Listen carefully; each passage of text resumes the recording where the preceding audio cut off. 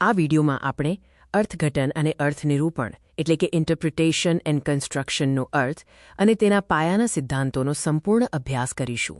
સૌપ્રથમ અર્થઘટન શું છે? કાયદાના શબ્દોમાંથી ધારાસભાનો સાચો અર્થ અને ઇરાદો શોધવાની પ્રક્રિયાને અર્થઘટન કહે છે.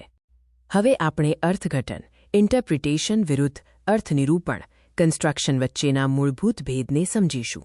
અર્થઘટનમાં ન્યાયાલય કાયદાના શબ્દોનો માત્ર શાબ્દિક અને વ્યાકરણ મુજબનો અર્થ શોધે છે. જ્યારે અર્થનિરૂપણમાં શબ્દો અસ્પષ્ટ હોય ત્યારે ન્યાયાલય શબ્દોની બહાર જઈને કાયદાની ભાવના સમજે છે અને તારણો કાઢે છે. આગળ આપણે કાયદાના અર્થઘટનના મૂળભૂત સિદ્ધાંતો વિશે જાણીશું, જે કાયદાને સમજવા માટે અદાલતો દ્વારા વપરાય છે. પહેલો છે શાબ્દિક નિયમ, જેમાં શબ્દોનો સામાન્ય અર્થ સ્વીકારવામાં આવે છે અને જો શબ્દો સ્પષ્ટ હોય તો કોઈ ફેરફાર થતો નથી. બીજો છે સોનેરી નિયમ, ગોલ્ડન રૂલ. જો શાબ્દિક અર્થઘટનથી કોઈ અન્યાય થતો હોય તો શબ્દોના અર્થમાં થોડો સુધારો કરવો. ત્રીજો નિયમ છે હેડનનો નિયમ, જેને મિસ્ચીફ રૂલ પણ કહે છે.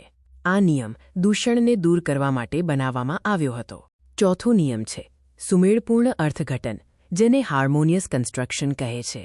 જ્યારે કાયદાની બે અલગ અલગ કલમો વચ્ચે વિરોધાભાસ જોવા મળે ત્યારે કોર્ટ બંને વચ્ચે સુમેળ સ્થાપીને કાયદાનો મૂળ હેતુ જાળવી રાખવાનો પ્રયાસ કરે છે.